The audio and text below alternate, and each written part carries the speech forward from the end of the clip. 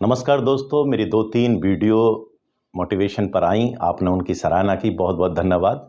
आज से मैं शुरू कर रहा हूं कि इतिहास की उन घटनाओं को, जो छोटे-छोटे टॉपिक हैं, जो आपके काम आएंगे, जो प्रतियोगी परीक्षा की तैयारी कर रहे हैं, उनके काम आएंगी। तो आज मैं शुरुआत कर रहा हूं उसी से। आज मैं बताऊंगा आपको मैसूर के चारों युद्धों के बारे में।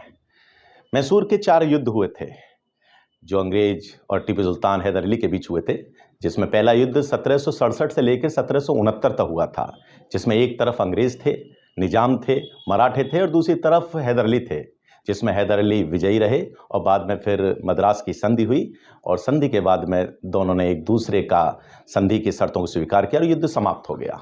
मैसूर का दूसरा युद्ध 1780 से लेकर 1784 तक हुआ था, जिसमें हैदर अली और अंग्रेजों के बीच में युद्ध हुआ, जिसमें 1782 में हैदर अली की मृत्यु हो गई युद्ध में और उसके बाद इस युद्ध को उसके पुत्र टीपू सुल्तान ने पूरा किया और उस युद्ध में टीपू सुल्तान की विजयी रही। बल्कि ये कहिए कि दोनों बराबर का युद्ध रहा, जिसमें मंगलौर की संधि हुई और उस संधि के बाद में दोनों ने एक दूसरे के विजित प्रदेशों को लौटा दिया और कभी न युद्ध लड़ने की कसम खाई।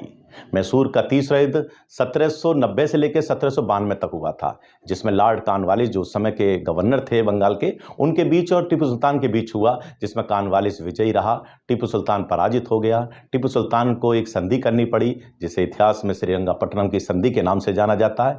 न केवल संधि करनी पड़ी, बल्कि टीपू सुल्तान को अपने 2 पुत्रों को भी कॉर्नवालिस या ब्रिटिश हुकूमत के आगे गिरवी रखना पड़ा और ये युद्ध समाप्त हो गया। मैसूर का चौथा युद्ध 1799 में हुआ, जो टीपू सुल्तान अंग्रेजों से इस अपमान का बदला लेना चाहता था। उस समय लॉर्ड वेलेस्ली यहाँ के शासक थे।